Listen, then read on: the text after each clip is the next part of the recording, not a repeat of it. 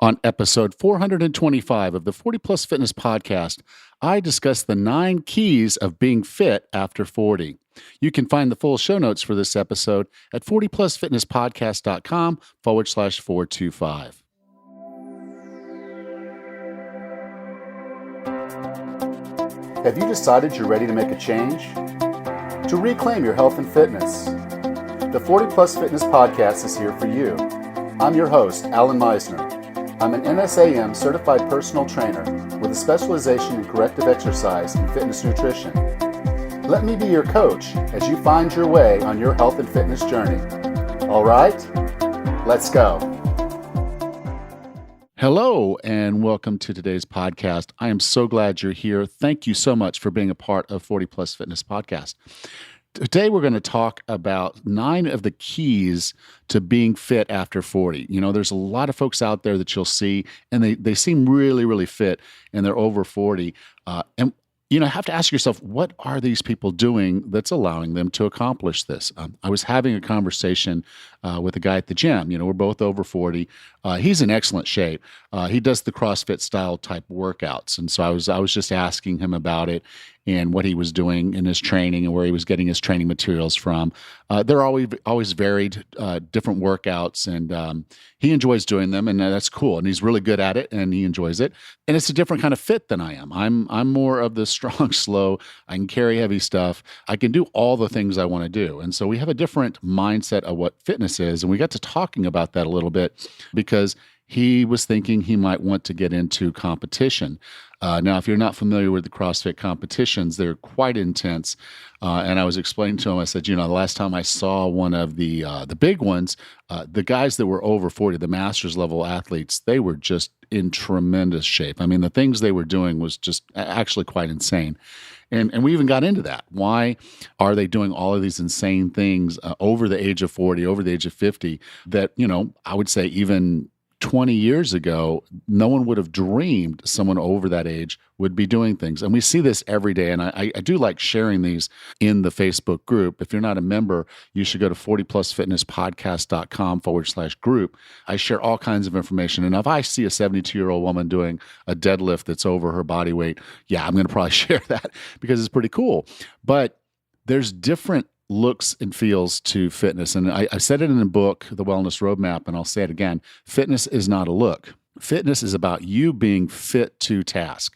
So I think that's the first key for you to pick up on as we kind of go through this whole view of fitness, is that fitness is not a look. A fit grandmother is someone who's able to be a great grandmother to her children. She's able to do the things that they want to do. She's able to get out and be with them. She's able to provide for them. She's able to be the person she needs to be. That's her fitness. For someone, like my friend Glenn, who wants to compete in CrossFit games, he is going to push himself a lot harder, and that might not be entirely healthy, which is another conversation we could be having. Being fit doesn't necessarily mean you're healthy, and that's why I call it wellness of having all 3. So fitness is not necessarily a look. It's the way you feel, the way you're able to do the things you want to do. And to this point, I am there. And will I always be there? I don't know. You know, like I said, I want to be the guy who's 105 who can wipe his own butt. I want to be independent. I want to be able to take care of and help my family and my wife. I don't want to be dependent on others. And so my fitness regime is based around those things. So one of the big things when I go into fitness is do no harm. So as I'm lifting, I'm trying to make sure that I'm not hurting myself. I'm only making myself stronger or maintaining strength in certain areas. The other work that I do is about just trying to avoid injury and staying fit. So that's one thing people who are fit are doing. They're not evaluating themselves relative to other people. They're not trying to compete against their 20-year-old selves. They're doing what's necessary to be fit to task. The second thing is they have a focus. It's very easy for people to get into a kind of a routine, a habit. They show up at the gym or they do their morning thing. They do their run. They do maybe there's some lifting, but they just are kind of putting it all together. They walk into a gym or they walk into a workout, either doing the same exact thing they do almost every time, or they come into the gym and they really don't have a plan at all. You'll see a lot of this now. It's a lot more common to go into a gym and see that half the people are sitting there looking at their phones. Now, if they're looking at their phones because they're trying to figure out what their next set is or they've got a timer, then that's cool. But most of the time, we know that's not what they're doing. They're texting their friend, they're doing this. Real fitness is going to come from application. It's going to come from being engaged in what you're doing. Your muscles will improve better if you're focused on the movements that you're doing. So if you're a runner, looking and feeling about your form and making sure that it's not breaking down versus just a mindless run, you're going to do better in fitness if you're focused on the form and the feel and the things that are going on in your body than if you're listening to a podcast or doing something else, listening to music. Sometimes that lack of focus is preventing you from reaching a level of fitness that you're interested in reaching. When I go in the gym to work out, I actually like to go in there when there's no one else there, because otherwise my full introvertness comes out, and I don't talk to anybody during my work. I don't like to talk to people during my sets. I don't like to talk to people during my breaks. I don't like to talk at all during that time when I'm lifting. If I'm in there lifting, I'm lifting. So I actually go into my gym when no one else is there and do my own lifting.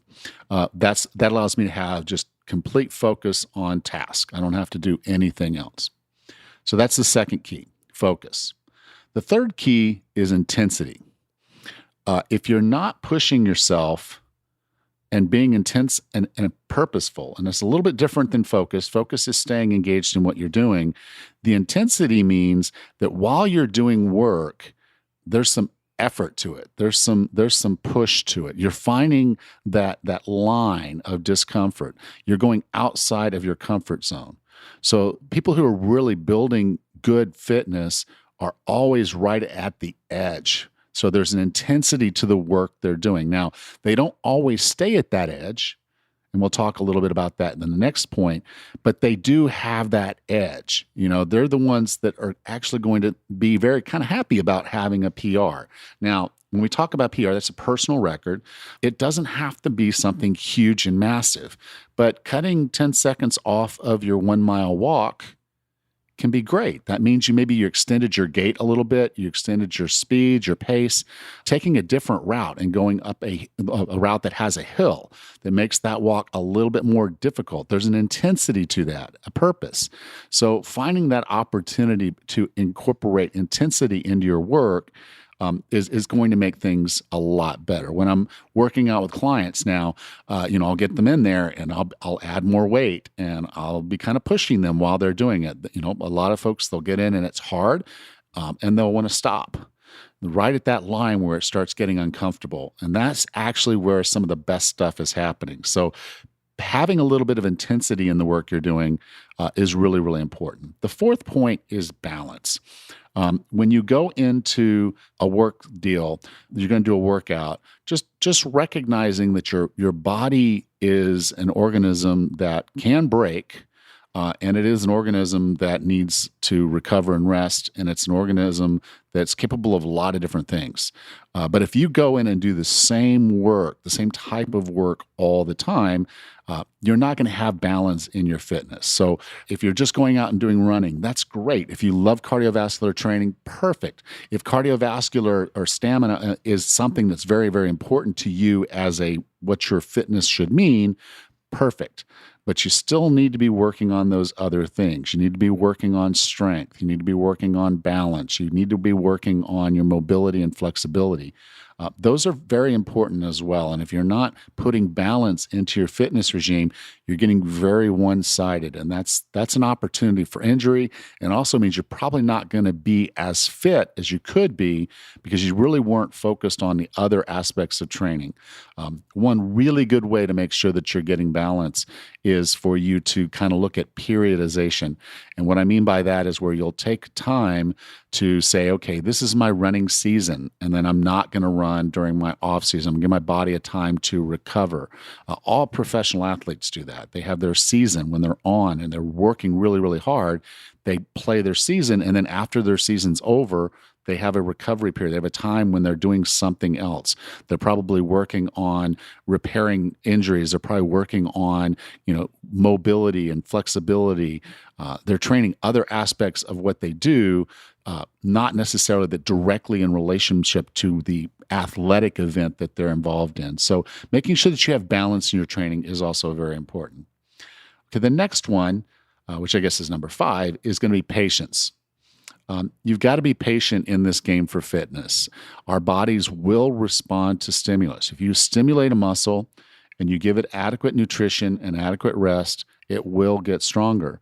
But you've got to have the patience to know that that's not necessarily going to happen in a linear fashion, and it won't always go up, and it won't always be large increments. One of the difficulties in running a gym and working with people is that at first they're using smaller dumbbells, and that's okay, cool, it makes sense.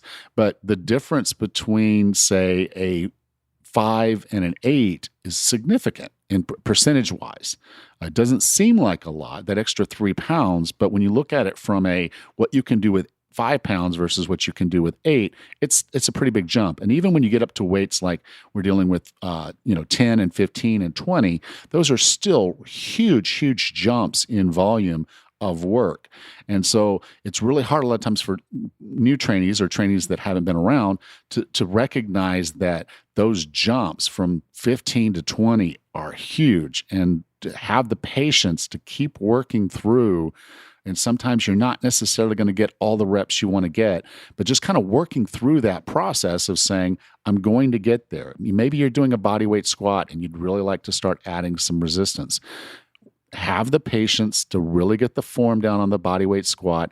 Have the patience to get your strength up and to keep your form. And once you've built that strength, once you've built that mind-body connection, that neuromuscular connection, and your body's moving the way it's supposed to, all that's going to happen. But you have to have the patience to work through this process, and then recognize, again, strength gains, speed gains, distance gains, all of the gains that you would see in the fitness game are not linear. You're not going to get better in a linear fashion. There's going to be really great periods of time when things are going really good. There's going to be times when things level out. And that's just the normal state of a human body.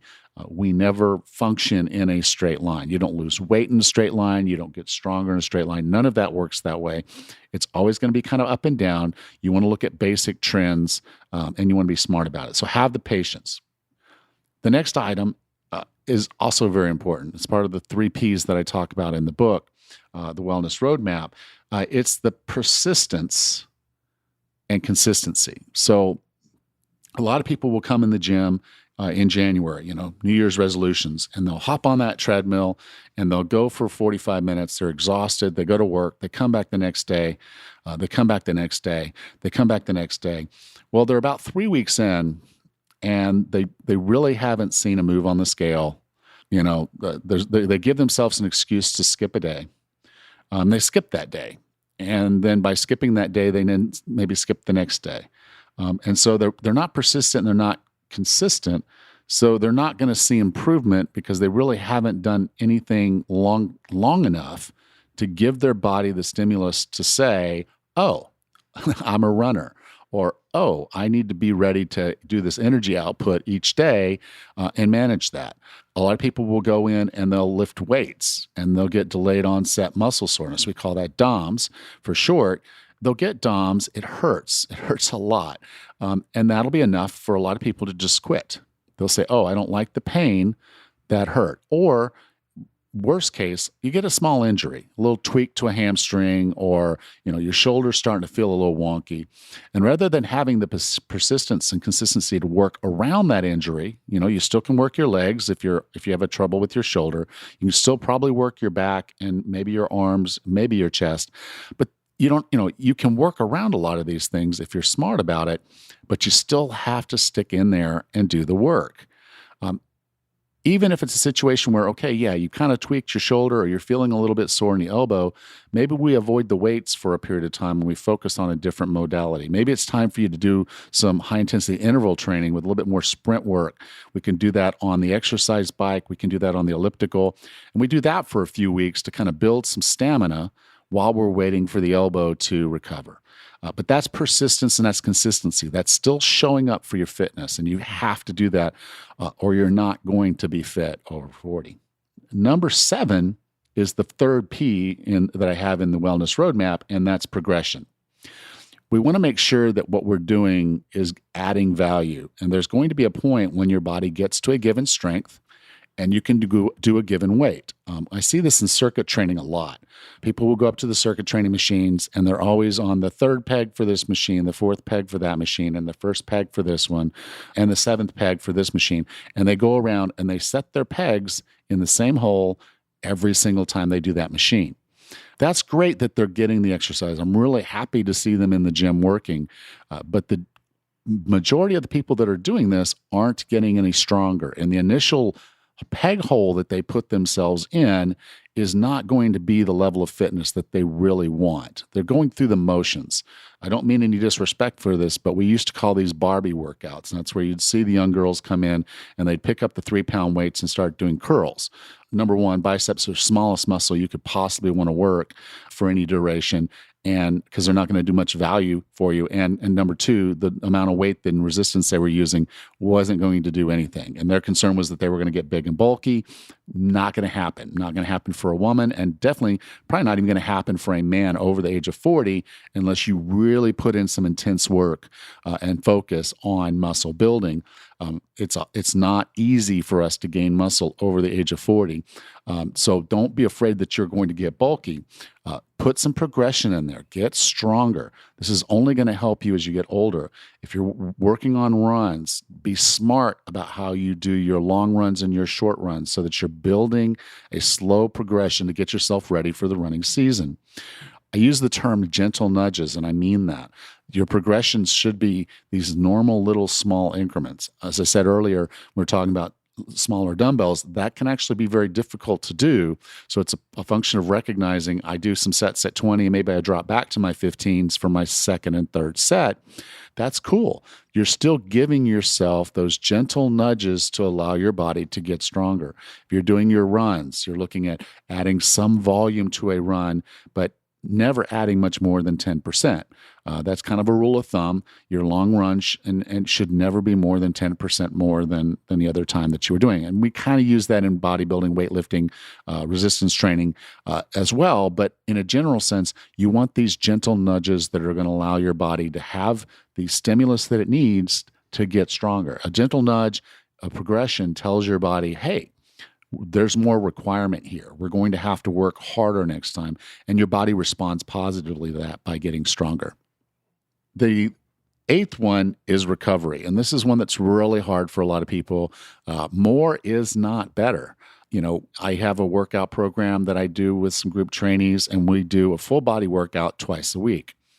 And invariably, every time I talk to somebody about twice a week, they're like, oh, well, I should do this program on the days I'm not training with you. No, you should not do this program. This is a strength program that requires the stimulus, the nutrition, and then, of course, the recovery. The recovery is as important, if not more important, than the work. If you could imagine that you did a whole bunch of work, say you were setting a foundation for a home, and you spent all this time laying the concrete, and you didn't let the concrete set before you started building on top of it. Obviously, your foundation is not going to be there because you didn't allow it to set. And so when you're working, you're building muscle, you're cutting muscle down, you need to give it time to recover and to rebuild. So recovery time is very, very important overall across your workouts, making sure that you do the work and you have the recovery time. Two other functions of recovery are as you're doing work, recognizing that there's times when breaks are important. We see this in high-intensity interval training where there is a break period that's allowing your body to basically recover a little bit. We see this in resistance training where we'll do a set and then we'll have a little rest period. It could be for a minute, 2 minutes. It's really just time to let your energy systems reset and be ready to give you maximum output for the next set. So those little bits of recovery, and then the final one I want to talk about is sleep. Sleep is hugely important to balancing your hormones, making sure you're giving your body what it wants. Most of the good stuff that happens in our body happens when we're asleep.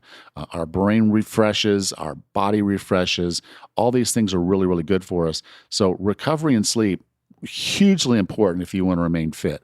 If you push yourself and you don't allow yourself to recover, you're going to start dealing with cortisol problems. You're going to start dealing with other things, and you're not going to reach your fitness goals. You're just not. Recovery is as important as the work. And as you can see, we just had 7 points that were all built around work. And I'm giving you the one recovery, but I'm going to be very clear. Recovery is hugely important. It's as important as those others. You have to make sure you're doing the work, but you have to make sure that you're getting the recovery your body needs. So listen to your body. Never should it tell you to quit, and never come back. But if it's telling you need an extra day, if it's telling you need a little bit extra sleep, the recovery are important. So listen to your body when that's what you're hearing. So the final point is to wellness. As I mentioned before, a lot of people will really push fitness goals, and they'll push themselves to a point where they're being unhealthy. They'll push themselves to a point where they're being unhappy. If you find yourself in the gym comparing yourself to other people, you're never going to be happy with that result. You just aren't. We are all built on our bell curve. There's going to be a percentage of us that are outliers. I see it on Facebook all the time. These guys going out there and bench pressing 450 pounds. They're older than me. And if I sat there and said, oh, I have to be bench pressing 450 pounds, I would never make it. I've never bench pressed 450 pounds. So I know physically it's probably outside the means of what I ever was capable of doing. But even if I took the time to do the training, I'm pretty sure as soon as I found someone who was doing 450 like me and I got past 450, there'd be someone else doing 500. And so the comparisons to other people are really going to break down your happiness. And so I want you to start comparing yourself to the person you were yesterday or last year. Those are better comparisons. Maintaining your strength as we get older is a win. We're dealing with sarcopenia. We're dealing with osteopenia. We are losing strength every single year unless we're doing something to prevent that. So if you are maintaining or getting stronger in your lifts, that's a huge plus. If you're getting better times on your runs, or at least maintaining your runs, that's a win. There's a natural aging curve. And if we're doing things to break down that aging curve, that's a fitness win. And we should be very happy about that. So don't compare yourself with others. Compare yourself with who you are and who you know you should be.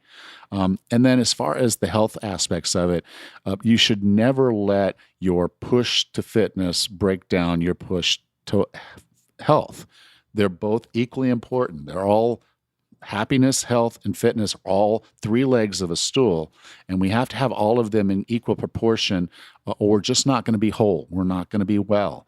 So don't let fitness overrule those other 2. You need to make sure there's balance in your life as well as balance in your work. So as you go through the process here, I'm going to recap just a little bit, but the keys to being fit after 40, they're not hard. It's just a function of saying you got to do the work. You got to get the recovery, and you got to make sure it fits within the paradigm of who you are as a person. So going through them really quickly. Fitness is not a look. Fitness is about being fit to tasks. And case in point, being 105 and being able to wipe my own butt. That's a good look for me because I don't want to be the guy who needs help going to the restroom. But I'm not going to look like maybe someone else that you would say was fit. I'm going to be fit for a task. Second is focus. When you do work, focus on the muscles you're working. Focus on the form of what you're doing. That's going to help you prevent injuries. That's going to help you get better results because the mind muscle is a huge proponent of making sure that you're building fitness as fast as possible. Intensity. You need to work hard. You need to make sure you're pushing yourself in a way that when you're doing the work, you're really engaged in that work and you're getting the most out of that work. So focusing on what you're there to do, making sure that you're engaged in it. And then the third one is intensity. This is fitness is a push. It's taking you outside of your comfort zone. So there should be some intensity to what you're doing. It's great to do some casual walking here and there. That's great for overall health. It's great for potentially weight loss and other goals that you might have. But slow walking without really putting some intensity to it is not going to improve your fitness. It's going to just basically allow you to age on a standard aging curve. The third is balance. Don't just train one dimensional. Don't just say I'm a strength person, which I could very easily say. I've got to do some balance work. I've got to do some stamina work, and I've got to kind of keep those in balance to meet the goals of what I think I should be as a fit person. Okay. The next is patience. Fitness does not just happen, and it's not something that you're going to always have. There'll be an injury. If you injure yourself, you need to be patient about the recovery. You need to be patient about the time it takes. You need to be doing the physical therapy that's necessary and not going out there and immediately trying to get back into the workouts you were doing. Have the patience to listen to your body and do what's right for you. The next is persistence and consistency. We have to keep showing up. We have to keep working. We can't rest on past. This is not a situation where we built up a nest egg that we can now live off for the rest of our lives. Fitness doesn't just stay with us. We have to keep paying in. So we have to keep showing up, and we have to keep doing the work. Progression. If we're not progressing, if we're not pushing ourselves toward progression, we're very likely more to regress. That's the aging curve. So making sure you're working towards progression is very important. The eighth, again, is recovery. And I can't stress this enough. If you're working hard, if you're doing the focus, if you're doing the intensity, you're doing all these things, you need to also let your body recover when it's time to recover. So being smart about recovery is really, really important. And then the final is don't let fitness overdo wellness. Wellness is health, happiness, and fitness. So you want to have all three in your life. So take time for all of them and don't let fitness push you out of those other two.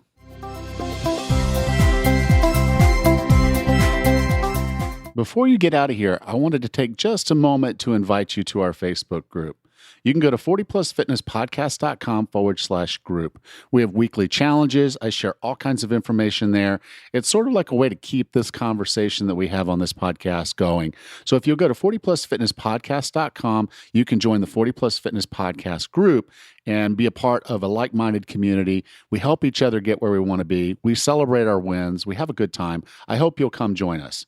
40plusfitnesspodcast.com/group.